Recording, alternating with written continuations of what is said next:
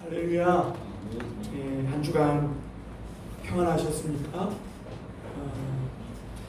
한 주간 평안한 것이 참 은혜인 것 같습니다.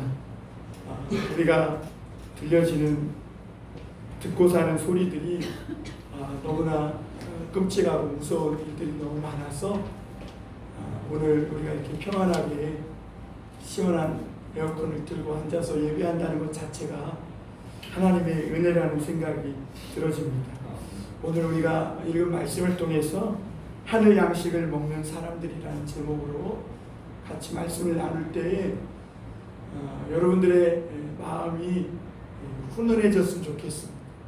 주님으로 가득 찼으면 좋겠습니다. 우리의 각박하고 좁아진 마음들이 주님이 주시는 양식을 먹고 넓어지기를 주님의 이름으로 축원합니다.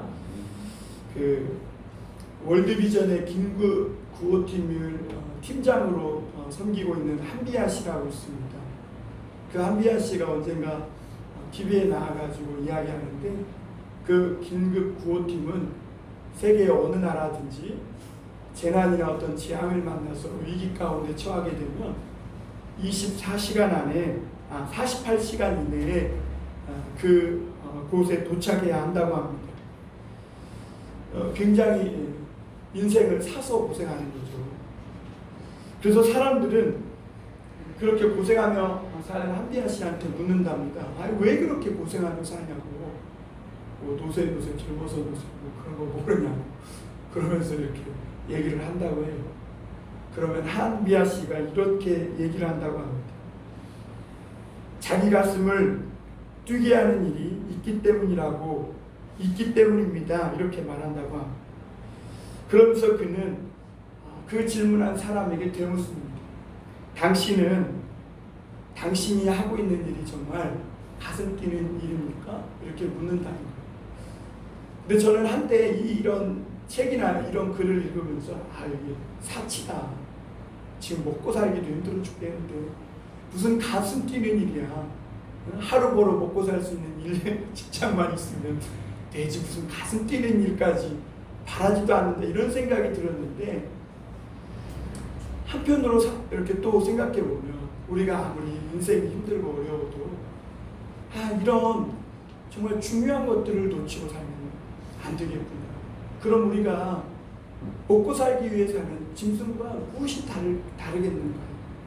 우리가 오늘 하루 먹기 위해 돈을 벌고 하루 먹기 위해 열심히 공부하며 성공하기 위해 이겨서 싸우기 위해 살아간다면 이것이 인생에 무슨 큰 의미가 있겠는가 하느냐는 그런 생각이 들면서 이 한비아 씨가 살아가고 그가 보는 세상은 무언가 다른 세상이 있구나라는 것을 한번 생각해 보게 되었습니다. 그러면서 그가 쓴 책에 지도 밖으로 행군하라라는 책이 있는데요. 그 책의 말머리에서 그가 그 책을 시작하면서 쓰는 말이 뭐냐면 우리가 알고 있는 이 세상에는 우리가 알고 있는 세상과는 전혀 또 다른 세상이 있다고 그는 말문을 열면서 그 세상은 바로 구호의 세상이라는 것입니다. 다시 말하면 서로 이기고 싸우고 경쟁에서 먹고 먹히느냐의 그런 정글과 같은 생존의 세상이 아니라 작은 것이라도 서로 나누며 베풀며 서로 돕고 상대방이 경쟁의 대상이 아니라 사랑의 대상이고 우리가 그렇게 살아가야 할 세상이라는 것을 보고 살아가는 그런 사람들이 있다는 것이죠. 그러면서 그는 그 책에서 이렇게 말합니다. 제가 한 구절을 따왔는데 좀 읽어드리겠습니다. 구호의 세상은 우리가 아는 세상과 완전히 다르다는 것도 깨달았다. 우리는 학교나 사회에서 세상을 지배하는 것, 무한 경쟁의 법칙, 정글의 법칙이라고 배운다. 이런 세상에서의 생존법은 딱 두 가지, 이기거나 지거나 먹거나 먹히거나. 그러나 구호의 세상은 경쟁의 장이 아니다. 우리 서로는 경쟁의 대상이 아니라 사랑해야 할 대상, 가진 것을 나누는 대상이었다. 세상에는 절대 강자도 절대 약자도 없다. 같은 사람이 어떤 때는 강자였다가 다른 때는 한없는 약자가 된다. 이렇게 얽히고 설켜 있으니 서로 도와야 마땅하다는 것이 구호 세상의 법칙이었다. 멋있다. 그리고 나도 그런 세상에 발을 들여놓고 싶어졌다. 이렇게 그가 쓰고 있는 것을 보게 됩니다. 여러분, 예수님이 2000년 전에 이 땅에 오신 것은 서로 경쟁의 대상이요, 서로 이기고 먹어야 할 밀림의 세상으로 생각하는 죄악이 가득한 이 땅을 구호의 세상으로 바꾸러 오시기 위해 오신 것입니다. 하나님이 세상을 이처럼 사랑하사 독생자를 주셨으니 이는 저를 믿는 자마다 멸망치 않고 영생을 얻게 하려 하십니다. 여러분, 우리가 오늘 읽은 말씀은 만나 이야기죠. 이 만나는 누구를 상징합니까? 예수님은 자기를 일컬어 생명의 떡이라 그러셨어요. 누구든지 나를 먹고 마시지 아니하면 영생을 얻을 수 없다 그랬어요. 예수님은 이 땅에 오신 것이 생명의 떡인 자기를 이 땅에 살면서도 굶주리고 목말라 하는 배고픈 사람들에게 자기를 나눠주기 위해 오셨다 말씀하셨어요. 주님은 그 말씀대로 십자가 위에서 목마른 인생들을 위해 아낌없이 물과 피를 다 쏟아주셨고 자기의 몸을 갈기갈기 찢겨서 그 살과 피를 목마른 사람들에게 먹게 하셨고 그 떡을 그 피를 먹고 마시는 자마다 이 땅에서 배고프지 않고 영원히 목마르지 않는 그 삶을 살게 하신 것입니다. 재난재해로 어려움을 당한 사람들을 돕는 현장 운동가인 로즈라는 사람이 있다고 합니다. 그 사람이 자기가 평소에 흔히 쓰는 말을 세 가지로 이렇게 함축하면 세 가지로 함축할 수 있는데 그것이 뭐냐면 내가 뭐 해줄 것 없나요? 다시 말하면 내가 뭐 좀 도와줄 것 없나요? 라는 말. 또 한 가지는 야 그거 한번 우리 같이 해볼까요? 라는 말. 또 하나는 야 정말 참 잘하셨네요 라는 말이라는 것. 다시 말하면 진심이 담긴 배려와 도전정신 그리고 칭찬과 격려의 말이 서로 돕는 그리고 서로를 살리는 구호의 세상을 일궈내는 그런 말이라는 것입니다. 여러분, 우리가 이런 말씀을 나누면 그럼 다 당장 모든 것 다 집어치고 코이카나 뭐 세상에 그 재난당한 곳으로 가라는 말인가? 그렇지 않습니다. 우리가 모든 것을 버리고 다 그렇게 살 수는 없지만 분명한 것 한 가지는 최소한 우리 집 주변에 살아가면서 무엇이 필요한지 필요에 대한 그 무언가를 필요로 하는 사람들에 대한 최소한 응답하는 삶을 우리는 살아갈 수 있다는 것은 분명한 사실입니다. 여러분, 우리가 예수님을 믿고 신앙을 통해서 예수님께 배우는 것이 무엇입니까? 그냥 우리가 주여 주여 해가지고 우리 복받고 우리가 이 땅에서 그냥 나 하나 잘 먹고 잘 살고 우리 가족이 번창하고 그것을 위해 우리가 예수님을 믿고 신앙을 가지진 않았죠.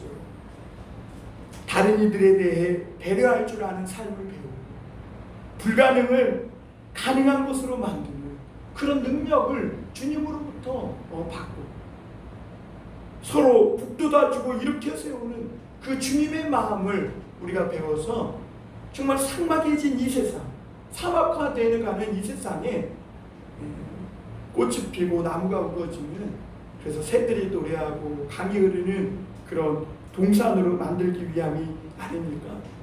여러분, 우리는 그 거룩한 부르심에 주님의 부르심을 받은 줄 믿습니다. 그러므로 여러분, 오늘 이 말씀을 들으면서 하늘의 양식을 먹는 사람들, 우리들은 어떤 삶을 살아야 합니까? 같이 볼까요? 만나는 만나게 먹어야 한다. 네. 제가 그 옛날에 대전에 살 때 학교 앞에 만나 분식이 있었어요. 근데 그때는 제가 교회를 다니지 않을 때라 이 시옷받침 만나가 아니라 니은받침 만나예요. 그래서 만나고 저기서 만나라고 만난가? 이해를 못했어요 그때는. 근데 지금 생각해 보니까 그 주인 아주머니가 교회 다니는 분이 아니셨나.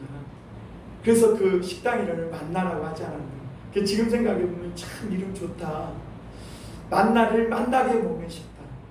여러분 만나를 이따가도 말씀드리겠지만 만나게 먹으려면 어떻게 해야 돼요? 사람을 만나야 돼요. 혼자 먹는 음식 맛없어요. 아무리 진수성찬도 나눠 먹어야 만나죠. 그래서 참 좋다. 만나를 만나서 만나게 먹는 그 식당, 만나 식당 좋다 이런 생각이 좀 들었습니다. 여러분 이스라엘 백성들이 모세를 통해서요 하나님의 말씀을 들었어요. 그리고 그 말씀을 믿고 그냥 모세 말, 어떻게 보면 그 모세의 말이 하나님의 말씀이었죠. 그 말씀만 믿고 광야로 나왔어요. 그런데 이스라엘 백성들이 그 하나님의 말씀을 믿고 광야로 나왔는데 난감한 상황에 부딪혔어요. 어떻게 보면 당연한 거죠. 광야로 나왔으니 뭐 난감한 상황이 황당한 일이 한두 가지겠습니까? 광야에 뭐 우리 마음을 힐링해 줄 그런 거리가 있겠습니까? 우리의 눈이 쉴만한 우리의 시선을 사로잡고 쉴만한 곳이 있겠어요? 뭐가 있겠어요? 정말 아무것도 없는 곳이 광야지 않습니까? 그러니 그곳에서 난감한 상황에 부딪힐 수밖에 없는 것이죠. 이 이스라엘 백성들이 무엇보다 이 광야로 나와서 첫 번째 겪은 난감한 상황이 뭐냐면 애국에서 준비해온 음식이 다 떨어진 거예요. 그럴 것이 벌써 애국에서 나온 지 한참 됐으니까. 그래서 오늘 16장 1절에 보면 이렇게 말합니다. 이스라엘 자손의 온 회중이 엘림에서 떠나 엘림과 시내산 사이에 있는 신광야에 이르니 애국에서 나온 후 둘째 달 15일. 그러니까 2달하고 15일 보름이 지난 거예요. 그러니 양식이 다 떨어졌어요. 애국에서 그들이 나올 때 진짜 맛없는 빵, 딱딱한 누룩이 들어가지 않는 빵, 그리고 정말 쓴나물 그거 막 챙겨갖고 나가지 않습니까? 그런데 그 음식마저도 다 떨어진 거예요. 그리고 이스라엘 백성들은 낮에는 뜨거운 태양과 싸워야 하고 밤에는 광야의 추위와 싸워야 했기 때문에 사람들은 하루하루가 정말 갈수록 더 극도의 피로가 쌓이기 시작했습니다. 여러분 광야라는 곳이 그래요. 배불리 먹고 실컷 마시고 그늘에서 쉬어도 힘든 곳이 광야예요. 정말 우리가 농사지으면서 제일 하기 싫은 어떤 것이 뭐냐면 고추단. 왜냐하면 고추 딸 시김이 우리나라에서 가장 더울 때거든요. 한참 더울 때 땀은 막 흐르죠. 또 고추밭에 모기를 몇 개 많아. 모기는 물죠. 그렇다고 뭐 짧은 거 입고 딸 수가 없어요. 모기 때문에. 그게 저도 농촌에서 자라면서 부모님을 도와서 이 고추 따는 일은 정말 부모님이 막 어린 아들을 데리고 일 시키려고 맛있는 것도 사주고 뭣도 해주지만 그래도 고추 따기는 싫어. 지금도 아주 그게 몸에 밴 것 같아요. 그 기억들이. 여러분 한번 생각해 보세요. 이스라엘 백성들을 그냥 믿음 없다 이렇게 단정 짓지 말고 정말 하루하루 태양이 뜨는 것이 짜증날 지경이에요. 정말 실컷 먹고 마시고 쉬어도 힘든 그 광야인데 이스라엘 백성들에게는 이제 먹을 것도 없고 마실 물도 없는 그런 광야에서 계속 그냥 앞으로 나아가야만 했던 삶이었던 것을 보게 됩니다. 그들의 인내심이 임계점에 다다릅니다. 여러분 우리도 종종 이런 상황을 겪지요. 직장생활하면서 아픈 몸인데도 어떻게 해서든지 일으켜서 세워서 일터로 가야 하고 옛날 어른들은 부모님 그랬어요. 뼈가 으스러지는 것 같아도 또 새벽 이슬 내리면 날 뜨겁기 전에 새벽 아침 일찍 나가서 김 메고 불 뻗고 일하고 그렇게 말씀하신 것을 들었는데 우리도 요즘 그래요. 아무리 아프고 힘든 몸이라도 어떻게든지 축소를 세워서 일터로 가야 하고 그리고 또 전혀 작동하지 않는 이 마음과 감정을 추스리고 원치 않는 사람 말을 듣고 장단 맞춰줘야 할 때도 있는 것이죠. 상황이 이쯤 되면 정말 그 마음이 굉장히 거칠어지기 시작합니다. 요즘 미국에서 인종차별이라는 그 문제로 폭동이 일어난 것을 우리가 뉴스를 통해 볼 수 있는데요. 저도 잠깐 있다 갔지만 미국이라는 나라는 워낙 다인종이 사는 나라라 특히 인종차별이라는 이 오래된 아픔, 물론 이 링컨 대통령이 그 오래된 고리를 끊기는 했지만 그 이후에도 그 인종차별의 문제는 끊이지 않고 계속 어두운 것이 반복되고 있는데요. 이번에도 또다시 굶어 터져서 자유의 여신상이 서 있는 이 미국의 약탈하고 폭동이 일어나는 것을 볼 수 있는데 한국 상인들이 한인들이 굉장히 많은 피해를 입었다고 합니다. 그런 것들을 보면서 요즘 미국에서 그 시위하는 사람들 캐치프레이즈가 Black Lives Matter 그랬거든요. 그런데 그 말을 생각해 보면서 한참 생각해 보면서 야, 그 말은 틀렸다. Black Lives Matter가 아니라 All Lives Matter라고 해야 맞다. 흑인의 목숨만 소중한 게 아니라 모든 생명이 소중한 것이다. 그들은 인종차별을 한다고 시위하고 있지만 그들은 역차별을 또 시위를 하고 있다는 생각이 들었습니다. 물론 먹을 것이 없고 생사의 갈림길에 갈린 사람들에게 도덕적인 잣대를 들이대는 것은 어떻게 보면 차가운 정의라고 할 수 있겠어요. 그러나 분명한 사실은 이 모든 사람의 생명이 소중하지 흑인의 생명만 소중한 것은 아니라는 것. 아무튼 본문으로 돌아와서 끝없는 광야를 양식도 물도 없이 계속 걸어야 하는 오늘 이스라엘 백성들에게 절망과 원망의 소리가 끊이지 않았던 것을 보게 됩니다. 왜냐하면 그 난감한 상황을 어떻게 헤쳐나가야 하는지 방도를 찾을 수 없기 때문에 그래요. 왜냐하면 그 광야에서는 아무것도 그들이 할 수 있는 것이 없었기 때문에 그래요. 아까도 말씀드렸지만 희망 없이 앞으로 계속 가야 하는 것, 그것이 사실 지옥이고 그것이 사실은 정말 죽지 못해 사는 것이죠. 그래서 신곡의 단테도 지옥편에 보면 지옥의 문 입구에는 이곳에 들어오는 모든 자들은 모든 희망을 버릴지어다 그랬거든요. 그러니까 아무런 희망 없이 살아가는 것, 그것이 지옥인 것이죠. 지금 이스라엘 백성들은 그 마음속에 지옥과 같은 삶을 지금 경험하고 있는 것입니다. 그런 이스라엘 백성들에게 도움은 생각지 못한 곳에서 옵니다. 사람이 생각지 못한 바로 하늘에서 하나님께서 하늘의 양식을 비같이 내려주신 것이죠. 오늘 우리 16장 4절에 보면 원망하는 이스라엘 백성들을 향해 하나님께서 뭐라고 말씀하시냐면 4절 제가 읽겠습니다. 그때 여호와께서 모세에게 이르시되 보라, 내가 너희를 위하여 하늘에서 양식을 비같이 내리리니 백성이 나가서 일용할 것을 날마다 거둘 것이라. 이같이 하여 그들이 내 율법을 준행하나 아니하나 내가 시험하리라. 이렇게 말씀합니다. 하나님은 먹을 것이 없다고 원망하고 불평하는 이스라엘 백성들에게 하늘에서 양식을 비같이 내려주고 약속하십니다. 그런데 하나님은 그 양식을 내려주면서 이스라엘 백성들에게 하신 중요한 말씀이 뭐냐면 그들에게 주시고자 하는 것은 이 양식 자체가 아니에요. 이 양식을 너희가 나가서 날마다 거두어 먹고 마심으로 더 중요한 것은 하나님이 주신 율법과 그 말씀을 지키며 살아가느냐, 하나님을 시험하느냐 시험하지 않느냐, 그것을 주님께서 보겠다는 거예요.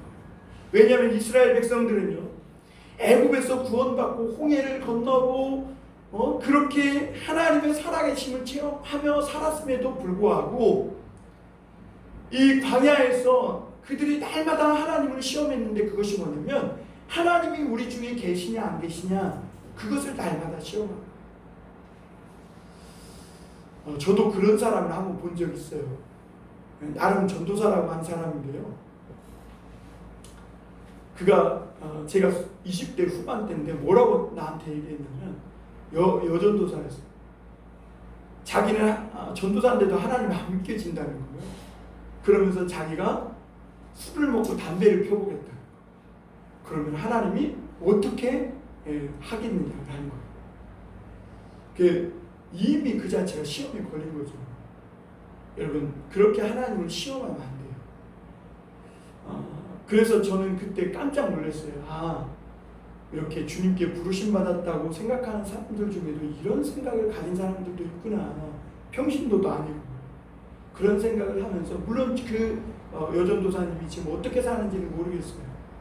그러나 그때 그 전도사님이 나와 함께 섬긴 그 교회에서 남긴 발자취는 별로 아름답지 못했어요. 그래서 그들이 가르친 학생들에게도 좋은 영향력을 끼치지 못했던 그런 것을 보게 돼요. 여러분, 하나님을 믿는 사람들이 이 땅에서 정말 하늘이 주신 양식을 만나게 먹으려면요, 중요한 것은 그 양식을 먹으면서 기뻐하는 것이 아니라 그 양식을 내려주신 하나님을 기억하며 먹어야 돼요. 그래야 맛있는 거예요. 오늘 우리가 먹는 이 맛있는 음식도, 아무리 맛있는 음식도 그것을 주신 하나님을 기억하지 하고 먹지 않으면 그것은 단지 내 욕심을 채우는 하나의 물질에 불과합니다. 여러분, 우리 춘향전에 보면 이몽룡이가 이제 암행어사가 내가 과거에 급제해가지고 자기를 기다리고 있는 춘향이가 있는 그 동네 남원으로 내려와서 보니까 이제 사또가 잔치를 벌였잖아요. 그래서 거기에서 노풀꽃자와 기름꽃자 그걸 가지고 시를 지으라고 해가지고 보니까 굉장히 음식을 많이 차려가지고 막 즐기는 가운데 거기에서 아주 유명한 이 식구를 한시를 짓잖아요. 이 금잔에 담긴 술은 온 백성이 피요 이러면서 금잔 미주 어쩌고저쩌고 천인열, 하여튼 잘 생각은 안 나는데 금잔 미주 천인열 이러면서 얘기를 듣잖아요. 그러니까 아무리 진수성찬을 차려놔도 인간의 욕심으로 다닥다닥 달린 그 욕심으로 먹는 한 그 음식은 맛나게 먹을 수 있는 음식이 안 되는 것이죠.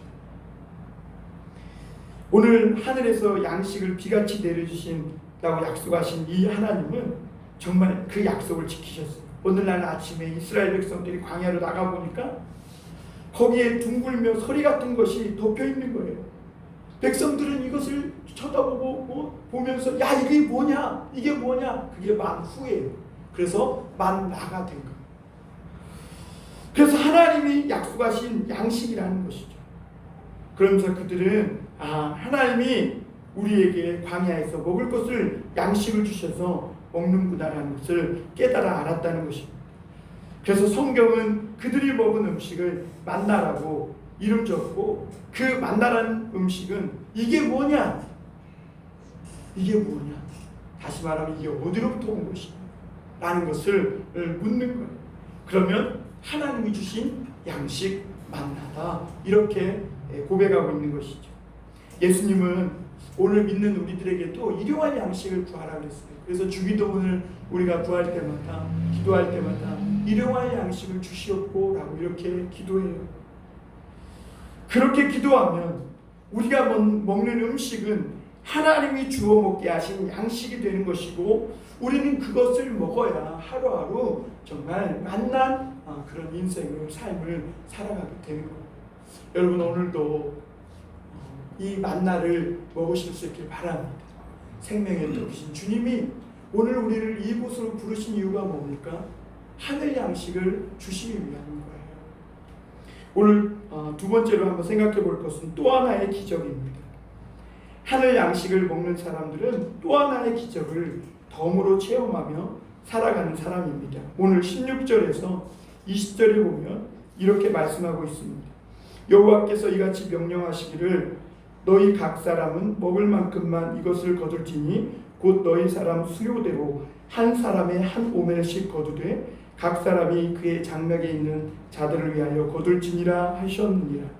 이스라엘 자손이 그같이 하였더니 그 거둔 것이 많기도 하고 적기도 하나 오멜로 되어 본즉 많이 거둔 자도 남음이 없고 적게 거둔 자도 부족함이 없이 각 사람은 먹을 만큼만 거두었더라. 모세가 그들에게 이르기를 아무든지 아침까지 그것을 남겨두지 말라 하였으나 그들이 모세에게 순종하지 아니하고 더러는 아침까지 두었더니 벌레가 생기고 냄새가 난지라 모세가 그들에게 노하니라. 이렇게 말합니다. 하나님은 만나를 주시고 19수대로 한 병에 한 오멜씩, 한 오멜은 약 1.4리터 코카콜라병 하나로 이렇게 보시면 됩니다. 그렇게 거두라고 말씀하셨습니다. 그 백성들이 순종을 하자 많이 거둔 사람도 적게 거둔 사람도 있긴 있어요.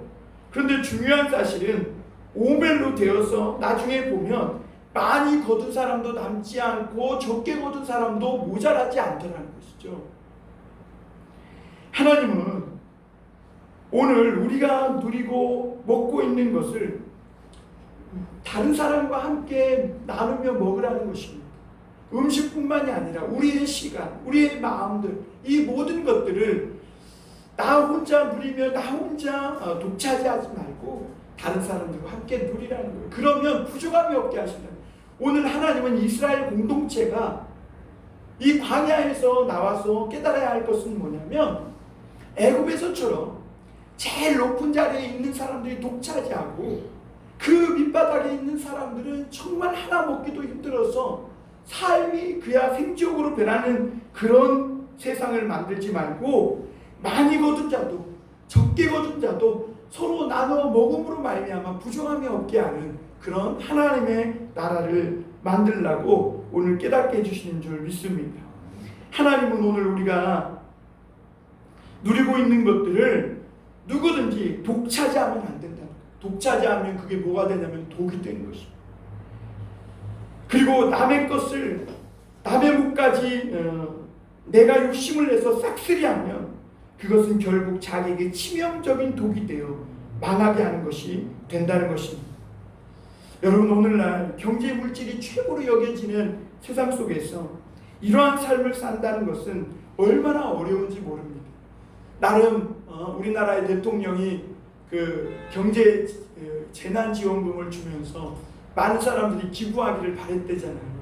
그런데 기부율을 보니까 2%였다고 합니다. 그만큼 점점 더 사람들이 이렇게 물질에 독이 올라가고 자기 혼자 이렇게 행복과 자기의 편의만을 누리는 자기만을 위한 그런 세상으로 만들어가는 이 시대가 아닌가라는 것을 단면적으로 보여주는 것 같아요. 여러분, 그런 사람들이 모여서 살아가는 세상은 불을 보듯 뻔한 거예요. 거기에는 다툼이 있고 분쟁이 있고 시끄럽고 소란스럽고 거기에는 만족이 없는 것이죠. 여러분, 우리가 오늘 먹고 누리는 이 모든 것이 하나님의 주신 선물이라는 것을 여러분 꼭 기억하며 사는 그리스도인이 되시길 바랍니다. 남의 몫까지 싹 쓸어버리려는 이런 생각을 버리고 조금이라도 우리가 여유가 있다면 우리가 나누고 우리 시간도 좀 함께 나눠서 다른 사람을 만나고 좀 아프고 상처받고 좀 각박한 그래서 분노할 수밖에 없는 사람의 마음을 좀 부드럽게 받아주고 하는 이런 삶을 살 수 있기를 바랍니다. 그래야 하나님이 내려주신 이 만나를 만나게 먹고 누릴 수 있게 됩니다. 여러분, 놀라운 사실은 뭐냐면 이웃들이 이렇게 많이 걷고 적게 거둔 사람도 있잖아요. 그들이 이것을 나눠 먹으려면 어떻게 해야 돼요? 서로 만나야 되는 거예요. 그런데다 담아서 저 사람의 집에 가서 만나야 되는 거예요. 오늘 저 사람이 어제 나한테 조금 싫은 말을 해서 만나기 싫은데도 하나님의 말씀을 가지고 또 나에게는 남는, 왜냐하면 이거 남아봐야 내일 썩고 벌레 생기니까 담아가지고 믿지만 또 가서 그 사람을 만나서 이것을 나눌 때 그 미움과 그 상처들이 깨끗이 씻겨지고 그곳에 정말 하나님이 주신 양식으로 말미암아 그들이 생각지 못했던 새로운 기적, 사랑이 싹트게 되고 그곳에 서로를 배려하고 생각하는 아름다운 마음이 싹트게 되는 것을 보게 되는 것이죠. 나누기 위해 만나는 사람들의 이 삶을 하나님은 하늘의 양식으로 더 배부르게 해주시는 것을 보게 되는데요. 이것이 만나가 주는 또 하나의 기적입니다. 여러분, 이 기적을 체험하며 살아가시길 바랍니다. 마지막으로 한 가지만 더 살펴보면 스스로 만나가 된 사람들이 있는데요. 제가 책을 읽으면서 이렇게 어떤 사람들의 스토리를 좀 읽어서 따온 이야기인데, 어떤 한 50대 교사는요, 자기가 한 번도 일면식도 없는 최양이라는 어떤 학생이 아버지의 사업 실패로 인해서 하우스에서 살게 되었다는 거예요. 근데 그 삶이 얼마나 어려운지 나중에는 그가 교사가 꿈이었는데 그 꿈조차도 포기하고 일터로 나아가야 되는 그런 상황이 닥치게 되었다는 소식을 듣게 된 거예요. 그래서 이 교사가 어떻게 하면 이 최양을 도울까 고민하다가 이 우리말 겨루기라는 퀴즈 프로그램에 나가가지고 상금을 타면 되겠다. 그래가지고 그가 교사니까, 여러분, 교사가 그런데 나가기 솔직히 어렵잖아요. 왜냐하면 거기서는 잘해봐야 본전이고 못하면 망신이거든요. 차라리 교사가 아니면 쉬워. 그런데 교사, 남을 가르치는 사람이 그런 데 나가면 망신을 각오하고 나가야 되는 거예요. 그래서 처음엔 두려웠대요. 근데 용기를 냈대요. 그래서 이 학교에서 수업이 끝나고 돌아오면 밤늦게까지 할 일을 딱 끝나면 사람도 만나지 않고 공부했다는 거예요. 그리고 결국 그는 퀴즈에 나가가지고 300만 원의 이 상금을 타가지고 그 최양을, 일면식도 없는 최양을 도왔다는 그런 이야기가 있어요. 그리고 또 한 가지 이야기가 있는데요. 농부 홍한표 할아버지입니다. 혹시 들어본 적 있을지 모르겠어요. 이 홍한표 할아버지가 1984년에 우리나라에 큰 물난리가 나가지고 굉장히 어려움을 겪었대요. 1984년이면 제가 초등학교 3학년 때입니다. 그때 우리나라가요, 먹고 살기 어려웠어요. 그때까지만 해도. 그때 막 통일벼가 나올 때라 그때 조금 이제 양식이 생겨서 그랬지, 시골 가면 배급 타먹는 사람들 엄청 많았어요. 그때는 배급이라는 거예요. 배급. 연탄값이라고. 하여튼 그럴 때인데요. 하여튼 이 할아버지가 쌀 1000가마니를 사서 북한에 보냈다는 거예요. 그게 왜 그랬냐면 이 1984년도에 큰 물난리가 나서 굉장히 어려움을 겪고 있었는데, 그때 북한에서 쌀을 보내줘가지고 40kg를 자기도 그 북한 쌀을 받아서 2달간을 먹고 살았다는 거예요. 그래서 자기가 형편이 좋아지면 이게 은혜를 반드시 갚아야 되겠다, 이런 생각을 가지고 이렇게 살다가 어느 날 이제 자기가 이 평택에 갖고 있던 이 땅을 미군 부대로 편입되게 됐다는 거예요. 그러면서 그 땅에 대한 보상을 많이 받게 되었는데, 그때 그 할아버지는 그 받은 보상금을 가지고 쌀 1000가마니를 사가지고 그 북한에 보냈는데, 그 쌀 1000가마니 값이 어느 정도냐면 1억 7천만 원이죠. 그러니까 그 할아버지가 받은 쌀 40kg 2,000배 정도. 그래서 25톤 트럭 4대로 실어가지고 북한으로, 물론 뭐 그것이 뭐 인민군 쌀이 되니 뭐 그런 거는 나중에 계산하고, 어쨌든 그렇게 북한으로 보내서 어려운 북한을 도왔다는 얘기가 있어요. 여러분, 세상을 만나게 하는 사람들이 있죠. 예수님도 너희가 세상에서 빛과 소금이 되라, 맛을 내는 사람들이 되라, 이렇게 말씀하셨잖아요. 그럼 어떤 사람이 되어야 그런 사람이 될 수 있습니까? 빛과 소금이 된다는 것이 어떤 사람입니까? 너무 추상적이지 않아요? 그렇지 않습니까? 구체적으로 세상을 만나게 하고 빛과 소금이 되는 그런 삶을 사는 사람들은 어떤 사람들입니까? 고마움을 하는 사람. 삶이란 어쩌면 고마움을 알며 살아가는 것이 참 삶인 것 같아요. 생명을 주시고 삶을 주신 그 하나님께 대한 고마움, 부모님께 대한 고마움을 아는 것이죠. 또 오늘에 있기까지 직간접적으로 도움을 주신 그런 스승들과 이웃들에 대한 고마움을 아는 거죠. 그리고 오늘날 내가 누리고 있는 이 자유와 행복이 있기까지 이 나라를 지켜 피 흘린 그 순국 선열들이 있음에 대해서 고마움을 느끼는 것이죠. 여러분, 잘 살고 못 살고의 차이는 소유의 차이에 있지 않고 고마움의 크기의 차이에 있다고 저는 생각합니다. 여러분, 어떻게 생각하세요? 고마움의 크기가 오늘 내가 지금 잘 살고 있느냐 그렇지 못하느냐에 대한 지표라는 것입니다. 여러분은 얼마만큼의 고마움을 가지고 살아갑니까? 고마움을 아는 사람은 그 마음이 행복할 수밖에 없어요. 이스라엘 백성들에게 왜 지옥 같습니까? 광야라서요? 물론 그럴 수도 있죠.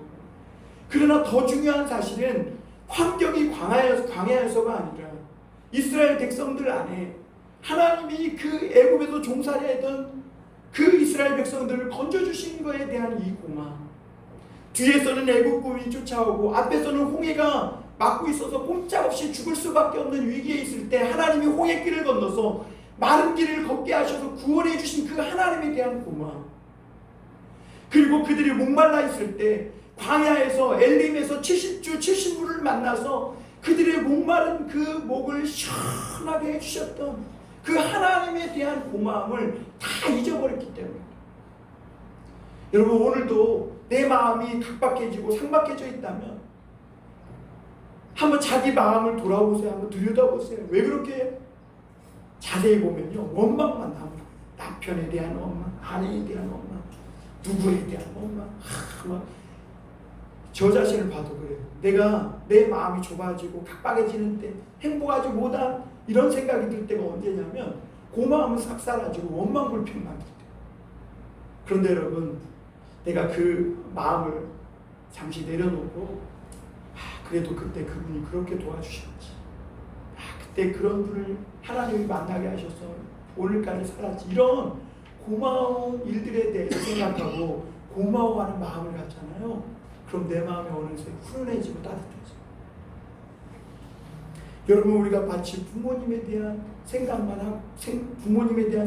해도 우리의 마음이 찡해지고 이렇게 마음이 훈훈해지는 것처럼 우리가 고마움을 생각할 때 우리의 마음은 행복한 마음이 되는 것이죠.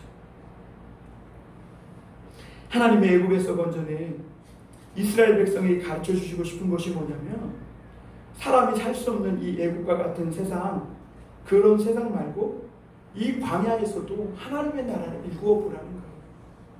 광야는 꽃도 피지 않고 나무도 없고 물도 없고 양식도 없지만 하나님이 양식을 비같이 내려줄 테니까 그걸 가지고 이 광야를 정말 하나님이 통치하는 그런 땅으로 만들어 보라는 것입니다.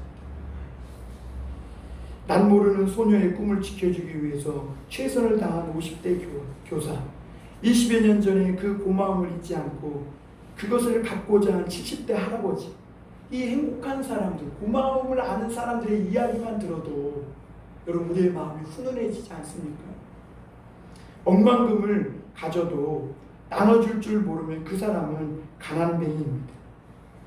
그 사람은 물질적으로만 가난한 사람이 아니라 믿음에서도 가난한 자예요.